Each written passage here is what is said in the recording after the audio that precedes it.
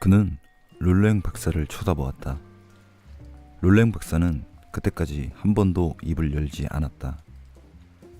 그녀는 고개를 끄덕였다. 그녀의 예리한 눈에서 무언가를 느낀 나는 깜짝 놀랐다. 그녀는 차트를 열어 훑기 시작했다. 좋지 않은 얘기를 해주려는 것일까? 그때 원장이 내게 의자를 권했다. 우리는 자리에 앉았다. 여자친구분은 마음의 상처를 수없이 입었습니다. 롤랭 박사가 말했다. 말투가 너무 다정해 마치 다른 것에 관해 말하는 것 같았다. 그녀는 지금 정신적으로 매우 혼란한 상태입니다. 그녀가 받은 상처의 결과지요. 아니, 오히려 현재까지 이어지고 있는 고통의 결과라고 하는 게 맞을 겁니다. 하지만 제가 보기에 그녀는 심리적으로도 많이 좋아졌는걸요? 나는 대답할 말을 찾다 겨우 말했다. 나는 두 의사가 서로 꺼낸 얘기에 몹시 놀란 상태였다. 예, 사실 라고스에서와 같은 경험을 하면 어떤 여자도 결코 완전히 회복될 수 없을 것 같긴 합니다. 잠시 침묵이 흘렀고 원장과 여의사는 또다시 시선을 재빨리 교환했다. 공원이 내다보이는 전망창으로 아까보다 더 하얗고 굵은 눈송이가 떨어지는 게 보였다. 정원과 나무와 분수는 완전히 눈에 덮였다. 아마도 그런 강간은 일어나지 않았을지도 모릅니다. 룰랭 박사가 다정하게 미소를 지었다. 그리고 사과하는 듯한 제스처를 취했다. 그건 누군가를 보호하고 그의 흔적을 지우기 위해 만들어낸 공상입니다. 질라크시 박사는 내가 반응할 틈도 주지 않고 덧붙였다. 룰랭 박사는 처음 대화를 나눴을 때부터 그런 의심을 했습니다. 그리고 그녀에게 체면을 걸어 확인했지요. 이상한 것은 오랫동안, 아니 수년 동안 그녀를 조직적으로 이용하고 학대한 사람을 보호하기 위해 그런 이야기를 만들어냈다는 겁니다. 당신도 알고 있지요? 그렇죠? 후쿠다라는 사람이 누구입니까? 룰랭 박사가 부드러운 말투로 물었다. 그녀는 그를 증오하는 동시에 존경하는 듯합니다. 그녀의 남편입니까? 아니면 애인? 애인입니다. 나는 머뭇거렸다. 비열한 작자죠. 석연치 않은 사업을 하는 사람인데 그녀는 도쿄에서 그와 몇 년 동안 함께 살았습니다. 그녀는 라고스에서 경찰에게 체포되어 강간당했다는 것을 알고 그가 자신을 버렸다고 말했습니다.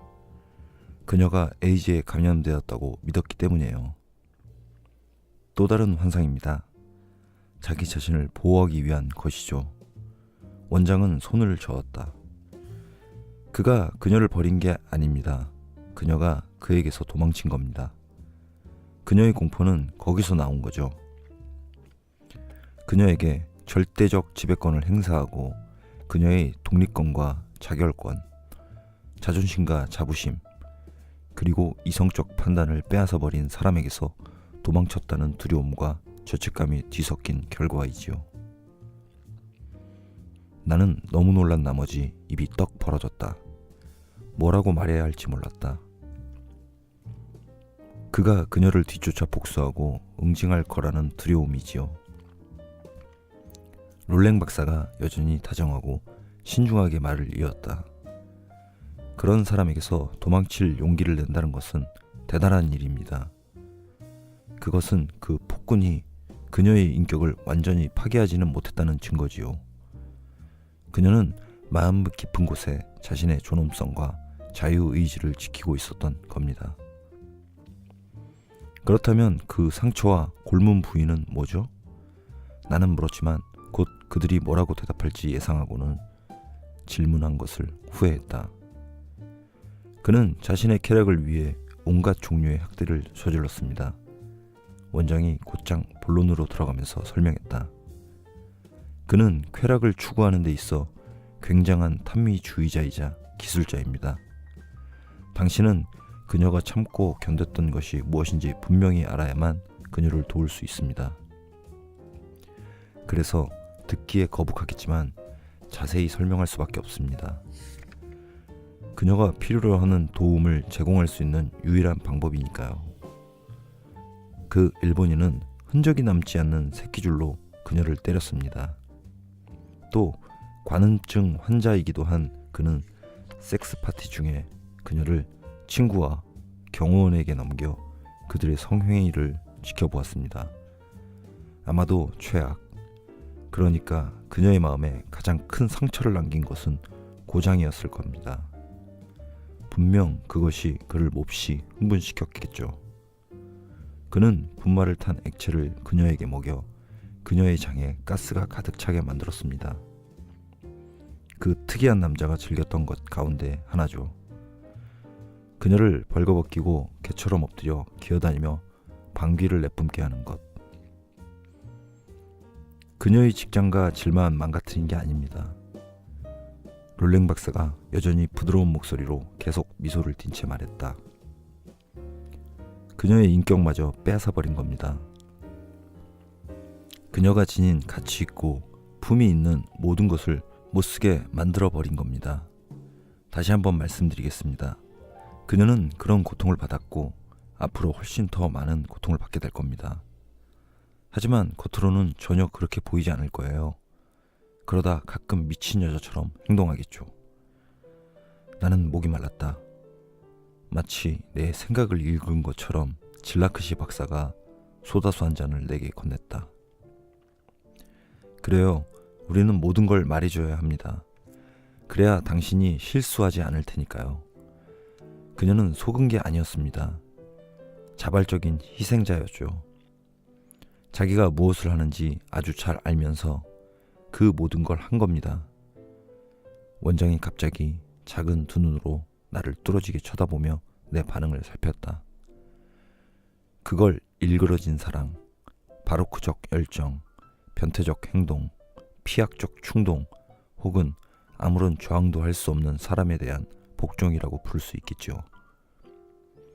그녀는 자상하고 친절한 희생자였고 기꺼이 그 신사의 모든 변덕을 받아들였습니다. 이제야 이런 것을 깨달은 그녀는 자신에게 분노하고 절망한 겁니다. 회복 과정은 매우 느리고 힘들 겁니다. 롤랭 박사가 말했다. 우선 자존감을 회복해야 합니다. 그녀는 노예가, 아니 거의 노예와 다름없이 되기를 바랐고 그렇게 학대를 당했습니다. 이해하시겠어요? 그런데 어느 날 위험을 깨달았습니다. 어떻게, 왜 그랬는지는 저도 모르고 그녀 역시 알지 못합니다. 그녀는 그런 상태가 지속되면 몹시 안 좋게 끝날 거라고, 장애인이 되거나 미치거나 아니면 죽을 수도 있다고 느꼈고 짐작했습니다. 그래서 도망친 겁니다. 그럴 힘이 어디서 났는지 전 모릅니다. 그런 점에서 그녀를 존경해야 한다고 생각합니다. 그런 극단적인 종속 상태에서 메인 사람은 거의 헤어나오지 못하니까요.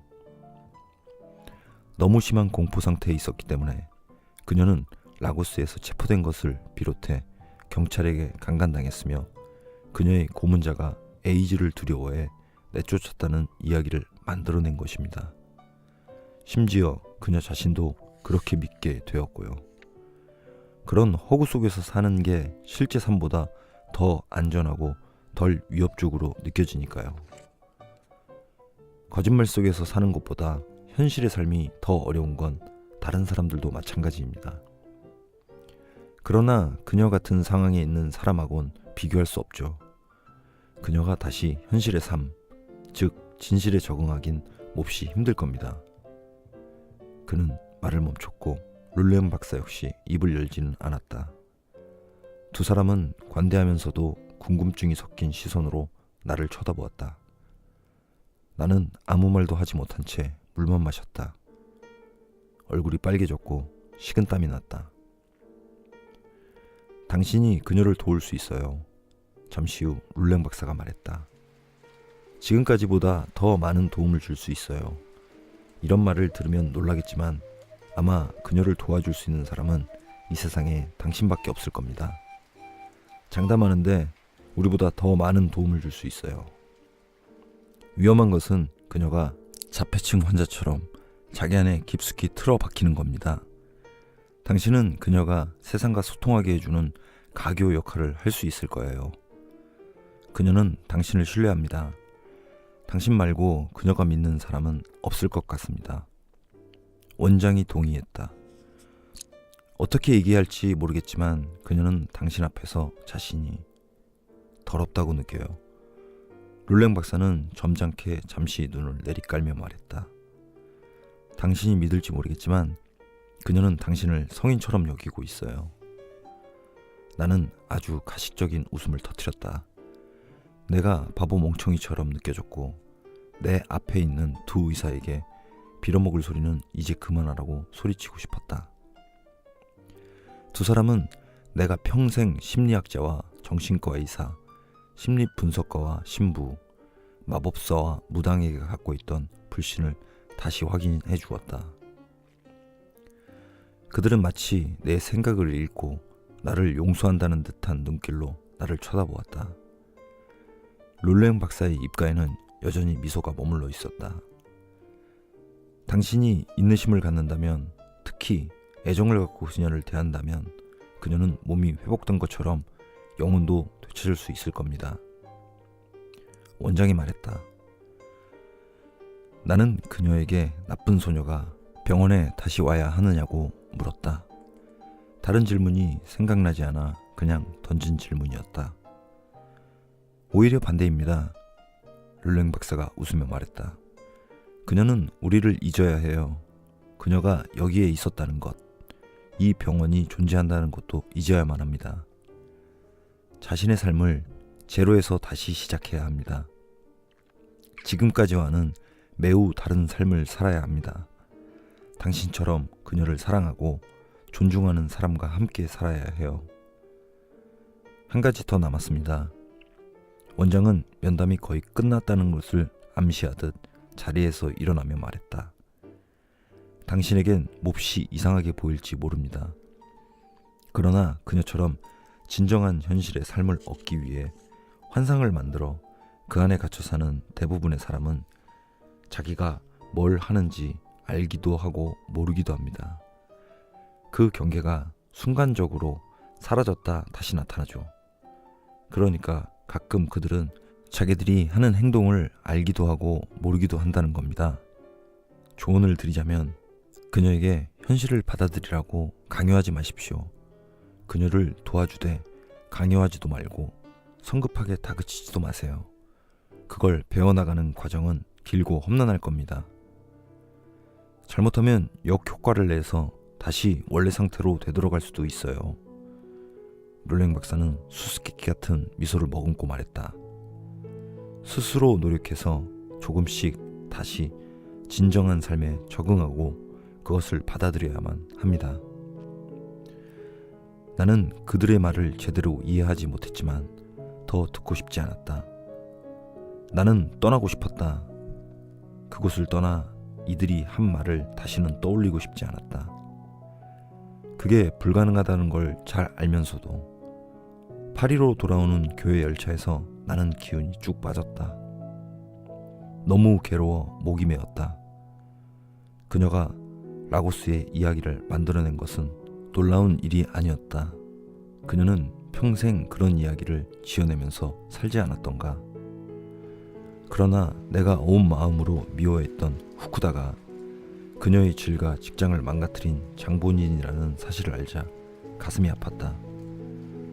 도대체 그녀에게 무슨 짓을 저지른 것일까? 샤토 메구르에서 보았던 돌기 달린 바이브레이터나 금속성 기구를 항문에 집어넣었을까? 그녀가 벌거벗은 채 손발로 기면서 가루 때문에 배가 부풀어 올라 끊임없이 방귀를 뀌어대는 모습, 그리고 그 모습을 보고 그 소리를 듣고 그 냄새를 맡으며 발기하는 일본인 폭력배의 모습이 몇 달, 몇 년, 아니 남은 평생 동안 내 머릿속에 떠돌며 나를 괴롭힐 것이다.